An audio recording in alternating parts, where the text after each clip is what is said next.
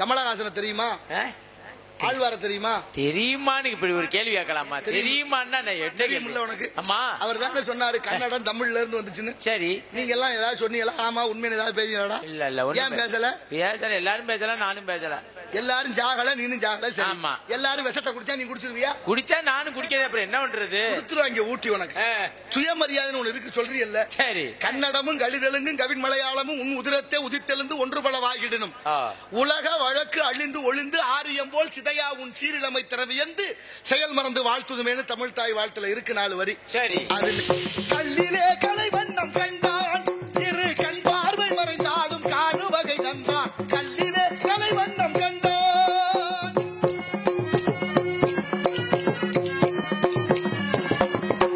பெண் ஒன்று ஆண் ஒன்று செய்தான், அவர் பேச்சையும் மூச்சையும் பார்வையில் வைத்தான். ஆண் ஒன்று செய்தாய், அவர் பேச்சையும் மூச்சையும் பார்வையில் வைத்தான். கண்ணான இடம் தேடி வந்தோம், கண்ணான இடம் தேடி வந்தோம், கொண்ட கடமையும் ஆசையும் மாறாது கொண்டோம். கல்லிலே கலிவண்ணம் கண்டான், இரு கண் பார்வை மறைந்தாலும் காடு வகை தந்தான். கல்லிலே கலைவண்ணம் கண்டான்.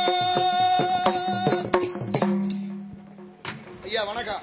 வணக்கம் வணக்கம் வணக்கம் வணக்கம். ஐயா நல்லா இருக்கீங்களா? நல்லா இருக்கு, நல்லா இருக்கு. ஏன் ஆஸ்பத்திரியில இருந்தா வர்றீ? நல்லா இருக்கான்னு கேட்டா மருத்துவமனைக்கு போனா தான் கேட்கணுமா? அப்புறம் என்ன நல்லா இருக்கேன்னா என்ன அர்த்தம்? ஒருத்தரே எதுல பாத்துட்டோம்னா ஐயா வாங்க நல்லா இருக்கீங்களா, இயல்பு தானே. ஐயான்னு எதுக்கு என்ன சொன்னீங்க? ஐயா என்ன தப்பா? ஐயா தப்பான்னு இல்ல, ஐயா வயசானவங்களை தானே ஐயான்னு சொல்லுவாங்க. எல்லாரும் பெரிய மனுஷன் ஆக முடியாது. சரி. வேகம் கெடுத்தாண்ட வேந்தனடி வெளுகன்னு புத்தி மாறாம இருக்கு சில பேருக்கு. சரி. ஏன்னா தொட்டில் பழக்கம் சுடுகாடு மட்டும். ஐயானா யார சொல்லுவான்? யார? மதிப்பிற்குரியவர்களை மட்டும்தான் ஐயான்னு சொல்லுவாங்க. சரி. அதுல ஐயானா 2 ஐயா இருக்கு. எப்படி? ஒன்னு ஐயனாவுல தொடங்குற ஐயா, இன்னொன்னு ஆனாவுல தொடங்குற ஐயா. சரி. ஆனாவுல தொடங்குற ஐயானா அப்பாவை பெத்த அப்பா, அம்மாவை பெத்த அப்பா. சரி. அவங்கள ஐயான்னு சொல்லலாம். சாதாரணமா ஒரு பெரிய மனிதனா ஐயானா ஆனாவுல சொல்லலாம். ஆமா. ஆனா ஐயனாவுல தொடங்குற ஐயா யார் தெரியுமா? ஐயன்னா கடவுள்னு அர்த்தம்.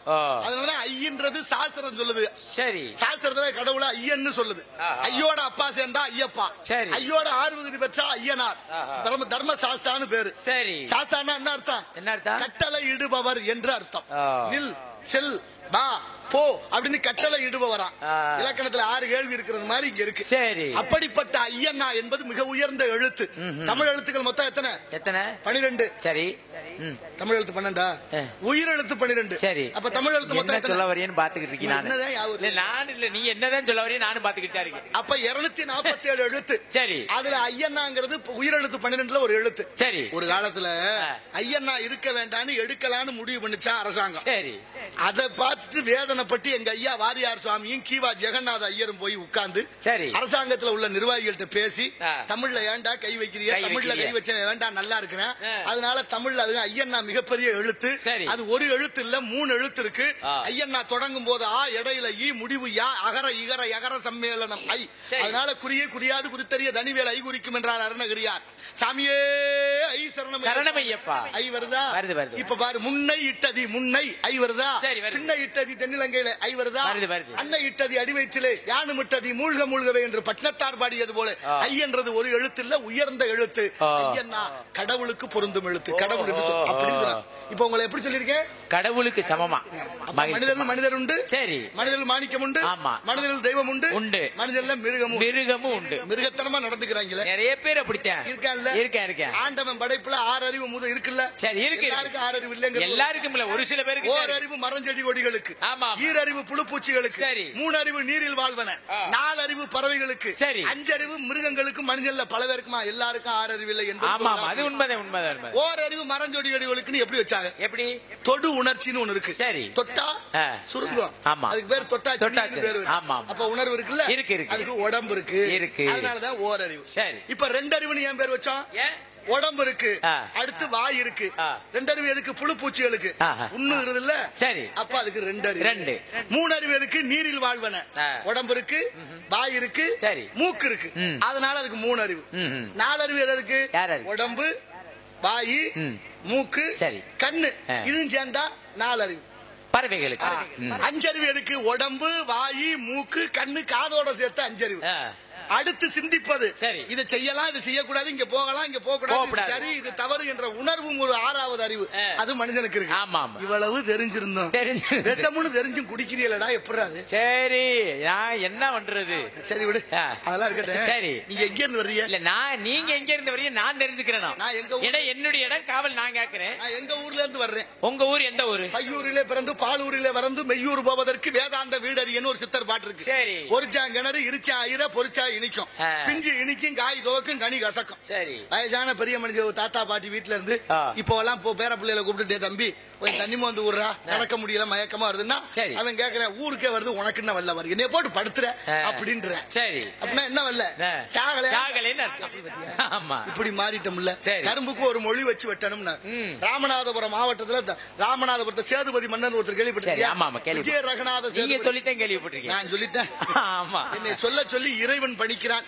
செயல் ஆவது யாதொன்றும் இல்லை யாமரியன் பராபரமே அப்படின்னு எல்லா உயிர்களும் இன்புற்று இருப்பதை எல்லாமல் வேறொன்று அறிய. சரி, அதான் என்னுடைய எண்ணம். அதனால நம்மளால ஒண்ணும் இல்ல, தூங்கும் போது வாங்குகிற மூச்சு சுழிமாறி போனாலும் போச்சு.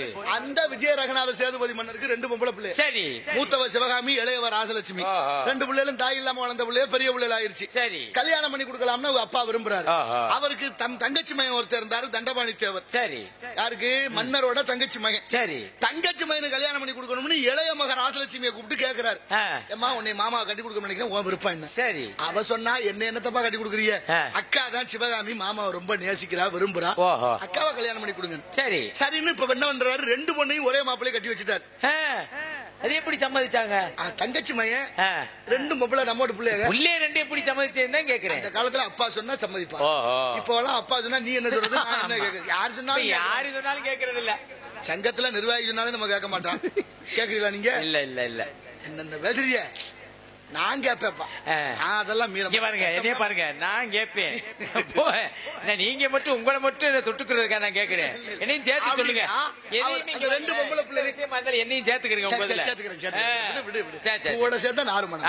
அப்படின்னா கல்யாணம் பண்ணி கொடுத்துட்டாரு. ராமேஸ்வரத்துல குடும்பம். சரி, இப்ப ராமேஸ்வரத்துல குடும்பத்தை வச்சுட்டு மாப்பிள்ளை சொன்னார், மாப்பிள்ளை 2 கண்ணையும் உங்கள்ட்ட ஒப்படைச்சிட்டேன். 3வது கண்ணு ராமநாத சுவாமி பர்வதவர்த்தினி அம்பாள் கோயில். சரி, அங்க வர்ற யாத்திரியர்களுக்கு கவனமா பாத்துங்க, கோயில் நிர்வாகம் எல்லாம் நீங்க உங்க பொறுப்பு. ஏதாவது சொல்லி அனுப்புங்கன்னு வந்து உட்கார்ந்தாரு. சரி, இங்க ராமநாதபுரத்துல மன்னர், ராமேஸ்வரத்துல மாப்பிள்ளை குடும்பம். சரி, அங்க ராமேஸ்வரத்துக்கு கோயிலுக்கு போகணும்னா அவங்க வாழ்ந்த காலத்துல பாலம் கட்டப்படல. சரி, படகுல தான் போகணும், படகுல தான் வரணும். அப்படி படகுல போற வார ஆளுகள்கிட்ட கோயில் வர்ற யாத்திரிகள்கிட்ட 25 பைசா. சரி, அந்த காலத்துல கட்டணம் வசூல் பண்ண சொல்லி உத்தரவு போட்டார். சரி, இப்ப என்ன பண்றாரு, 25 பைசா கட்டண வசூல் நடைமுறைக்கு வந்துருச்சு. ஒரு நாள் வடக்கே இருந்து ஒரு அந்தனர் வந்தாரு, ஒரு ஐயர்.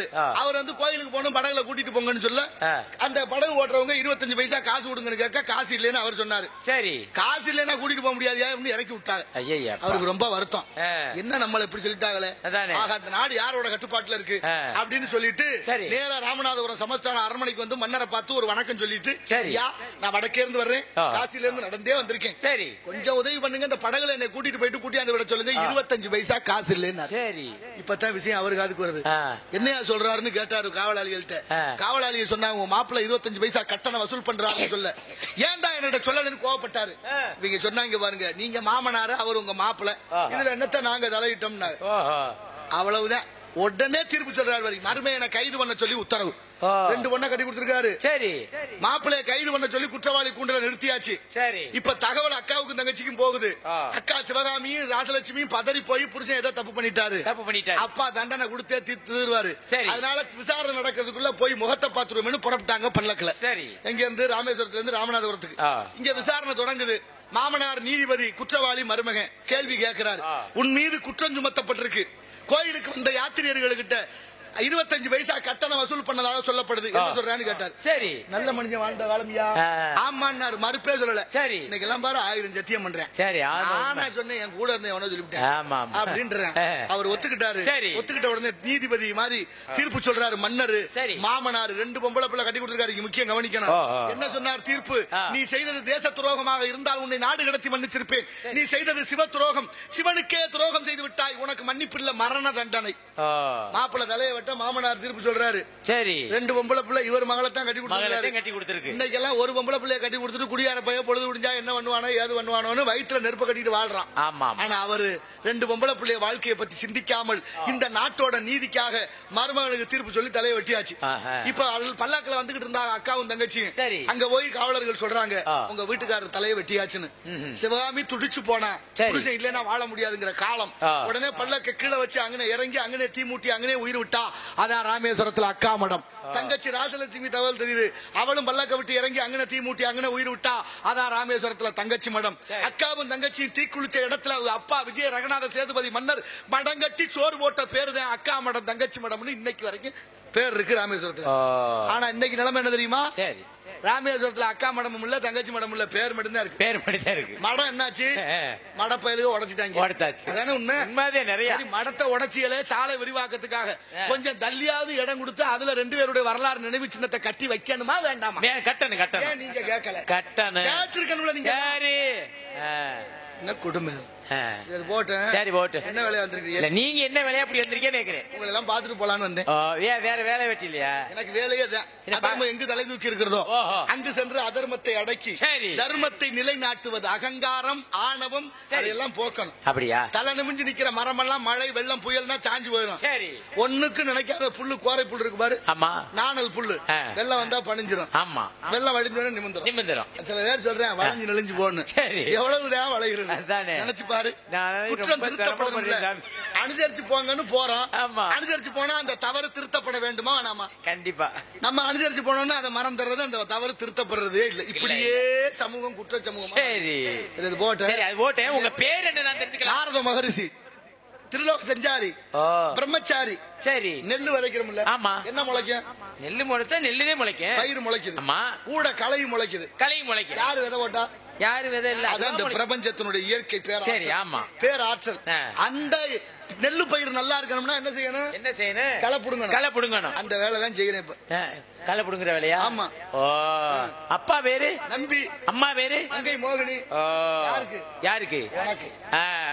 ஆமா ஆமான்ற இல்ல, நான் உங்க முகத்தை பாத்துக்கிட்டே தான் இருக்கீங்க. எவ்வளவு விளையாடுத்தணும். எப்போதுமே நேர்மறை சிந்தனை எதிர்மறை சிந்தனை. சரி, யார் அப்பாவை கேட்டீங்க? நான் உங்க அப்பாவும் உங்க அம்மாவை கேட்டுக்கிட்டு இருக்கேன். எங்க அப்பா அந்த உலகத்தை படைக்கிற ஐயன். சரி, பிரம்மன். 4 வகை யோனி 7 வகை தோற்றம் 84 லட்சம் சீவராசிகள். சரி, அப்படின்னு 7 வகையான தோற்றம் ஊர்வன பரப்பன நடப்பன தாவரங்கள் விலங்குகள் தேவர்கள் மனிதர்கள். சரி, இத்தனையும் படைக்கிறது எங்க அப்பா. அப்படியா? எல்லாத்தையும் படிக்கிறது 11 லட்சம். சரி, நீர் வாழ்வன 10 லட்சம், ராட்சிய யோனிகள் 10 லட்சம், மனிதர்கள் 9 லட்சம். இப்படி 84 லட்சம் வேதங்கள் இருக்கு. ரொம்ப சந்தோஷம். எங்க அம்மா கலைவாணி. சரி, நாவுக்கரசி. என்ன வேலை? செல்வி, தமிழ் செல்வி மகன் நான். இப்படி புண்ணியவதி பெத்த மகன் நீங்க. உண்மையிலே ரொம்ப மகிழ்ச்சி. உங்களை சந்திச்சதுல அவ்வளவு மகிழ்ச்சி சாமி. சரி, வேற என்னை பத்தி சொல்றியா? உண்மையாவே சொல்றேன். உண்மையாவே சொல்றேன். அப்படியா? இங்க வேற எப்படி சொல்ற ஆளுகள் பஞ்ச புகழ்ச்சி அணின்னு ஒண்ணு இருக்கு. சரி, போற்ற மாதிரி போற்றி பொத்துன்னு கீழே போடுறது. அது நிறைய அப்படித்தான் தெரியுறாங்க. நான் அப்படி ஆள் இல்ல. இங்க காலமே அப்படி பாடுறாரு. சரி சரி, விநாயகனை பாடுறாரு. மூப்பரான் வாழ்வும் முராதிரி சக்கரமும் மார்பான் கதையும் மறி போச்சோ மார்பான் மும்மதத்து வழிவகுத்த வாரணத்தை அப்படின்னு சொல்லிட்டு ஐயோ எலி இழுத்துக்கிட்டு போகுது பாருனார். மூஞ்சூர் வாகனத்துல பிள்ளையார் வர்றதை பார்த்து உயர்வா சொல்லி தாழ்த்துவது அது வஞ்ச புகழ்ச்சி அணிந்து. அடுத்து பெருமாளை பார்த்து பாடுறாரு. பெருமாள் அல்ல பெருமாள், திருநாளும் அல்ல திருநாள், பெருமாள் இருந்த இடத்தில் இராமையினால் ஐயோ பருந்து எடுத்து போகுதே பாருங்க. சரி, இப்படி சில பேர் சொல்லுவேன். உங்களை மாதிரி உண்டுமா? ஆமா ஆமா, நீதான் நல்லவரு சொல்ற வார்த்தையில வித்தியாசம் இருக்கு. நிறைய இருக்கு சாமி. சரி சாமி, வேற இப்போ உங்க பேரை சொல்றீங்க. என் பேரு வீரத்தேவன். உங்க அப்பா அம்மா எல்லாரும் எனக்கு தெரியும். சரி, எவ்வளவு நாளா இங்க வந்திருக்கீங்க? கொஞ்ச நாள் இப்பதான் காவலுக்கு வந்திருக்கான். இவ்வளவு நாளா சோத்துக்கு என்ன பண்றீங்க? சோத்துக்கு சும்மாதான் இருக்கான். ஏன் சாப்பிடுறது இல்லையா? சாப்பிடுவோம், அப்பப்ப கிடைக்குது. எந்த நேரமும் தின்னுக்கிட்டே தெரிய முடியுமா? சாப்பிட வேண்டிய நேரத்துல சாப்பிடுவோம், இருக்க வேண்டிய நேரத்துல இருப்போம். ஒரு உணவுக்கு இன்னொரு உணவு இடைவேளை 5 மணி நேரம் இருக்கு. ஆமா ஆமா, அதுலயும் இரவு நேரங்கள்ல பால் தயிர் கீரை மோர் இதெல்லாம் சாப்பிடக்கூடாது. ஏன்னா அது சீரண சக்தி சீரணமாகிறதுக்கு 9 மணி நேரம் ஆகும். உணவு மனிதனுடைய உணர்வை கொடுக்கணும், கெடுக்க கூடாது. என்ன சாப்பிடுறோமோ அதுக்கு தகுந்த புத்தி வேலை செய்யும் தெரியுமா? கண்டிப்பா கண்டிப்பா. மாம்பழம் அதிகமா சாப்பிட்டோம்னா வயிற்று போக்கு உண்டாகும். நெய் அதிகமா சாப்பிட்டோம்னா அசீரணம் உண்டாகும். அதே போல எருமப்பாலை அதிகமா குடிச்சோம்னா மந்த உண்டாகும். சாராயம் குடிச்சா சொல்லி பேச்ச கேட்க மாட்டேன். அப்ப வயிற்றுக்குள்ள என்ன போகுதோ அதுக்கு தகுந்த புத்தி வேலை செய்யும். ஆணைக்கு ஒரு காலம் வந்தா பூனைக்கு ஒரு காலம் வரும். ஆணைக்கும் பூனைக்குமா காலம்? ஆணைனா என்ன? ஆண்னா பசு. சரி, நெய்னா பசுவோட பார்வையில் வரக்கூடிய பாலை காய்ச்சி தயிராக்கி அதை கடைஞ்சி எடுத்து பதம்ங்கிற வெண்ணெயாக்கி அதை உருக்கி எடுத்தா நெய். அந்த ஆங்கிற பசு நெய் சாப்பிடுறதுக்கு ஒரு காலம், பூனைங்கிற பூன்ல இருந்து வரக்கூடிய தேன் சாப்பிடுகிற ஒரு காலம்னா வயது வரம்பு. 40 வயசுக்கு கீழே நெய் சாப்பிடணும், 40 வயசுக்கு மேல தேன் சாப்பிடணும். அர்ப்பனுக்கு வாழ்வு வந்தா அர்த்தராத்திரில கொடை பிடிப்பான்னு பேரு. சரி, அது ஒரு வகையில இருக்குதான். அதனால உண்மையான அர்த்தம் என்னன்னா, தன்னை பிறருக்காக அர்ப்பணித்து வாழ்ந்து வந்தா. சரி, அர்த்த ஜாமத்துல வந்து கேட்டாலும் கொடை கொடுப்பான். அப்படிதான் அதான் பழமொழி. நிறைய பழமொழி இப்படி மாறி கிடக்கு. சரி, அது இருக்கட்டும். சரிங்க சாமி. ஆமா, இங்க சத்தம் கேட்டுச்சு. அது 2 பொம்பளை பிள்ளைய காவல் காத்து சத்தம்னே தெரியல. சத்தத்தால் அடக்கணுமா? முள்ளால் எடுக்கணும், வைரத்தால் அடக்கணும், மலத்தால் போக்கணும். சரி, முள்ளால் எடுக்கணும். எப்படி நடந்து போகையில ஒரு சின்ன முள்ளு கால்ல குத்திரும். சரி, அந்த காலத்துல இயந்திரம் எல்லாம் கண்டுபிடிக்காத காலம். பெரிய முள்ள எடுத்து அந்த முள்ள எடுக்கணும், முள்ளால் எடுக்கணும். சத்தத்தால் அடக்கணும். ஒரு முக்கியமான ஒருத்தர் வீட்டுக்கு வந்தாருன்னா அந்த நேரம் பொம்பளை பிள்ளை வீட்டுக்குள்ள சத்தம் போட்டா சத்தம் போடாத அப்படின்னு இந்த சத்தத்தை கொஞ்சம் உயர்த்தி அந்த சத்தத்தை அடக்கணும். சரி, மலத்தால் போக்குவது அப்படின்னா என்ன அர்த்தம்? நமக்கு சின்ன குழந்தைகள் மலம் கழிச்சிருச்சுன்னா அதை என்ன செய்யணும்? அதை எடுத்துட்டு சாணம்ங்கிற மலம், பசுவின் சாணம், மலத்தை கண்டிப்பா மலத்தால் போக்கு. சரி, இப்படி நிறைய அர்த்தங்களும் சொல்லுகளும் பொருள்களும் நம்ம தமிழ்ல இருக்கு. இந்த தமிழுக்கு இருக்கிற மகத்துவம் வேற எந்த மொழிக்கும் இல்லை, கிடையாது. இலக்கண வகுத்த மொழி. சரி, கமலஹாசன தெரியுமா? ஆழ்வார தெரியுமா? தெரியுமான்னு இப்படி ஒரு கேள்வி கேட்கலாமா? தெரியுமான்னா உனக்கு? ஆமா, அவர் தான் சொன்னாரு கன்னடம் தமிழ்ல இருந்து வந்துச்சுன்னு. சரி, நீங்க எல்லாம் ஏதாவது சொன்னீங்களா? ஆமா, உண்மையை ஏதாவது பேசுறா? இல்ல. ஏன் பேசல? எல்லாரும் பேசல, நானும் பேசல. எல்லாரும் ஜாகல, நீனும் ஜாகல. சரி, எல்லாரும் விஷத்தை குடிச்சா நீ குடிச்சிருவியா? குடிச்சா நானும் குடிக்கிறது. அப்புறம் என்ன பண்றது? குடுத்துருவாங்க ஊட்டி. உனக்கு சுயமரியாதை ஒண்ணு இருக்கு, சொல்றீல்ல? சரி, கன்னடமும் கலிதெலுங்கும் கவின் மலையாளமும் உன் உதிரத்தை உதித்தெழுந்து ஒன்று பலவாகிடணும். உலக வழக்கு அழிந்து ஒளிந்து ஆரியம் போல் சிதையா உன் சீரிழமை திறவியந்து செயல் மறந்து வாழ்த்துதுமேனு தமிழ் தாய் வாழ்த்துல இருக்கு 4 வரி. சரி, அது இன்னைக்கு பாடப்படல, மறைச்சு வச்சாச்சு. அது போல கன்னடம் எல்லாம் இங்க இருந்து போனது. சொல்றேன், மன்னிப்பு கேள், மன்னிப்பு கேள். ஆனால் நம்ம வேடிக்கை. சரி சாமி, சத்தம் போட்டு ஆளு யாரு? அது ஒண்ணு என் ஆளு, இன்னொன்னு என் தங்கச்சி வள்ளி. ஆமா, நம்பி இந்த கண்டெடுத்து அதான் அந்த ஆளோலம் சொன்ன அந்த பிள்ளைய அந்த பெண்ணை பார்க்க தாண்டா வந்தேன். அப்படிங்களா? பாருங்க, என்னைய பாத்துட்டீங்களா? சந்தோஷம் தானே. அடுத்து மகிழ்ச்சிங்கிறது தமிழ். அப்படி? ஆமா ஆமா. சரி, கூப்பிடு. இப்ப ஏன் ஆளை வர சொல்றேன். உலகத்துல மிக மிக நல்லவர்களாக இருப்பது ஆபத்தினார் மேல்நாட்டு அறிஞர் பெருநாட்சா. சரி, நபிகள் நாயகத்தை கல்லால் அடிச்சது இந்த உலகம், இயேசுநாதரை சிலுவையில் அறைஞ்சது இந்த உலகம், அப்பர் பெருமான கல்லுல கட்டி கடல்ல போட்டான் மகேந்திர பல்லவன். சரி, ஞான சம்பந்தர் குடியிருந்த மடத்துக்கு தீ வச்சான் ஜமனர்கள் மதுரையிலே. இந்த உலகம் உருண்டேன்னு கண்டுபிடிச்ச விஞ்ஞானி கல்லுலியோவை உயிரோட கொளுத்தியது இந்த உலகம், மகாத்மாவை சுட்டது இந்த உலகம். பத்தியா, நல்லவங்க என்ன ஆபத்து கூட இருக்கா? உண்மை உண்மை. வீட்டுக்கு வீடு ஆட்டுக்குட்டி புள்ள மாதிரி வளர்க்குறோம், ஆடு புள்ள மாதிரி வளருது. மச்சான் வீட்டுக்கு வந்துட்டாருன்னா ஆயுசு முடிஞ்சு வருது. யாருக்கு? ஆட்டுக்குட்டிக்கு. உண்மை. எந்த ஆட்டுக்குட்டியாவது பேரம் பேத்தி? இல்ல இல்ல இல்ல இல்ல. ஆடு கடிச்சு மனுஷன் ஜாகல, கோழி கொத்தி மனுஷன் ஜாகல, மாடு கடிச்சு மனுஷன் ஜாகல, மீன் கடிச்சு மனுஷன் ஜாகல, அதெல்லாம் கடிச்சு மனுஷன் ஜாகல. நான் ஒன்னும் சொல்லல. இல்ல சொல்லிருங்க. ஆடு செய்வான், மாடு செய்வான், மான் செய்வான், குரங்கு செய்வான், யானை செய்வான், இத்தனையும் செய்வான். மனுஷன் செய்வோம்னா சாப்பிட வர்றது இல்ல. அப்ப எவ்வளவு பெரிய மகத்துவம் வாய்ந்த விஷயங்கள் இருக்கு தெரியுமா? ஆடு மாடு மனுஷனுக்கு பல்லு தட்டையா இருக்கு, தாவரத்தை உண்ணுவதற்காக. நாய் நரி புலி சிங்கத்துக்கு பல்லு கூர்மையா இருக்கு, மாமிசத்தை உண்ணுவதற்காக. ஆடு மாடு மனுஷனுக்கு பல்லு கடவா பல்லு இருக்கு, வியர்வை சுரப்பி இருக்கு. நாய் நரி சிங்கம் புலிக்கு கடவா பல்லு இல்ல, வியர்வை சுரப்பி இல்ல. இதெல்லாம் உணரணும். சரி, உங்களுக்கு பல விஷயங்கள் இருக்கு, நிறைய நிறைய நிறைய நிறைய நிறைய. சரி, புரியுதா? சரி சாமி. சரி, இருக்கட்டும். தமிழுக்காக சங்கம் வைத்த மதுரையில இருந்து வந்திருக்கீங்க. சரி, ஆமா சாமி. யார் அந்த செல்லம்? யாரு சாமி? செல்லம்மா. ஆமா, பாரதிக்கு ஒரு செல்லம்மா. காக்கை குருவி எங்கள் சாதின்னு பாருங்க செல்லம்மா. இது பாரதி என்னுடைய செல்லம். ரொம்ப செல்லமா வளர்த்தி. ஆமா, செல்லம்மான்னா வந்துடும். செல்லம்மா நீங்க உள்ள போங்க, உடனே வல்லையா கேளுங்க. இருக்கிறதுல குணம் இருக்கா? இப்படி எல்லாம் நிறைய விஷயங்கள் இருக்குல்ல, அங்கதான் இருக்கா. சரி, நீ பேசு, என்ன கேக்குறீங்க? என்ன கேக்குறது? உங்களை பத்தி நான் விசாரிச்சுட்டேன். சரி, சரிங்களா? என் ஆளு வரட்டு, நீங்க ஆசீர்வாதம் கொடுங்க. ஓடுகிற ஆறு வைகை ஒண்ணு ஓடுதா? சரி, இன்னொரு பக்கம் கிருதுமால் நதி ஓடுதா? முதல்ல கிருதுமால், வைகை. வைகை நதிக்கிட்ட ஒரு பெரிய சத்தியம் இருக்கு. சரி, எப்படி?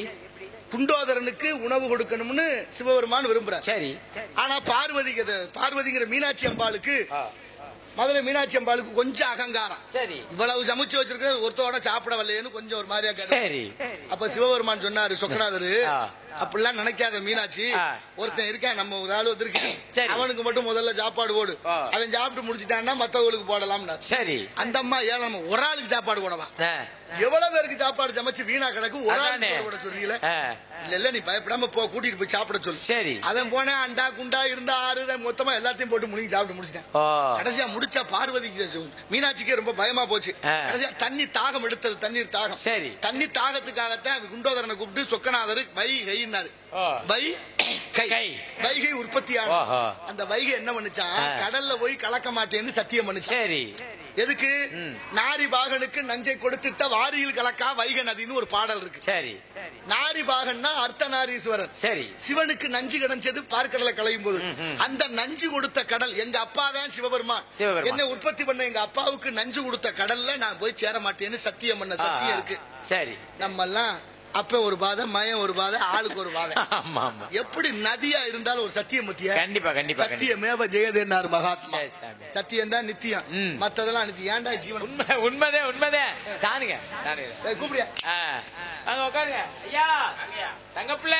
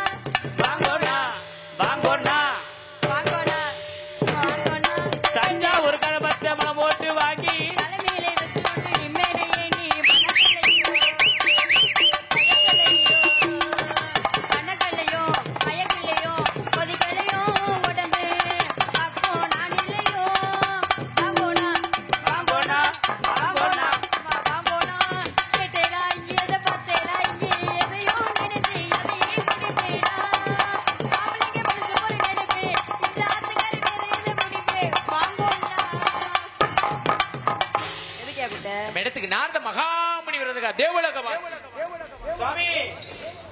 ஐயா வாங்க ஐயா. பிரம்மச்சாரி பிரம்மச்சாரி வலிக்கு விடலாம் மாமா, பிரம்மச்சாரி பிரம்மச்சாரி வலிக்கு விடலாம் மாமா, இந்த பொம்பளைய பாத்தீனே வலிக்கு விடலாம் மாமா, அச்சமடி நாளை இருந்தாச்சா அதோடு காத்தாங்க பறந்தாச்சா, அச்சமடி நாளை இருந்தாச்சா அதோடு காத்தாங்க பறந்தாச்சா.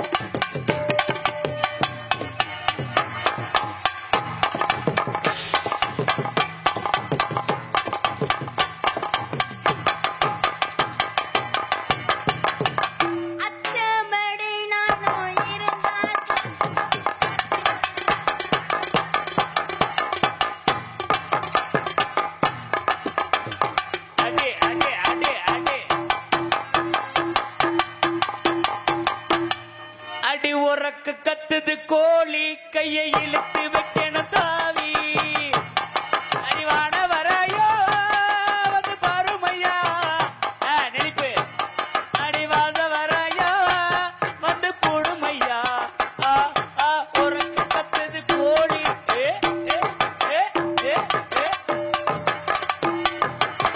பஞ்சு நெருப்பு பத்தி விடுமா, நினைச்சா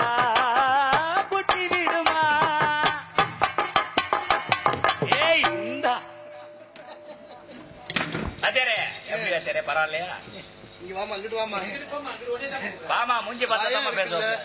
அப்படின்னா நீ பேசாம நின்று இருக்கணும். ஏய் விட்டவே தப்பிச்சுக்கிடுவாங்க, போற ஆள் தான் மாட்டிக்கிறணும். புரியுதா இல்லையா? கையை கொடுத்தா பறிச்சுக்கலாம் தெம்பு இருந்தா. எப்போதுமே பல செக்கல்கள் நம்மளை சூழ்ந்தே இருக்கும். அதனால ரொம்ப கவனமா இருக்கணும். நான் ஒரு பிரம்மச்சாரி, சாமியாரு, இப்படி எல்லாம் பழகாம ஆசீர்வாதம் பெற்றமான வாழ்க பல்லாண்டு. சின்ன குழந்தை நீங்க இன்னும் நிறைய புகழடைய நினைக்க சாமி.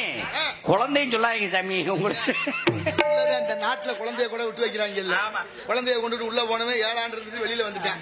சரி அது போகட்டும். ஆகையினால நீதி எப்படி எல்லாம் இருக்குங்கிறது ஒரு பக்கம் இருக்குது. அடுத்த காவல் ஆளியாரியா தங்கச்சி. ஆமா தங்கச்சி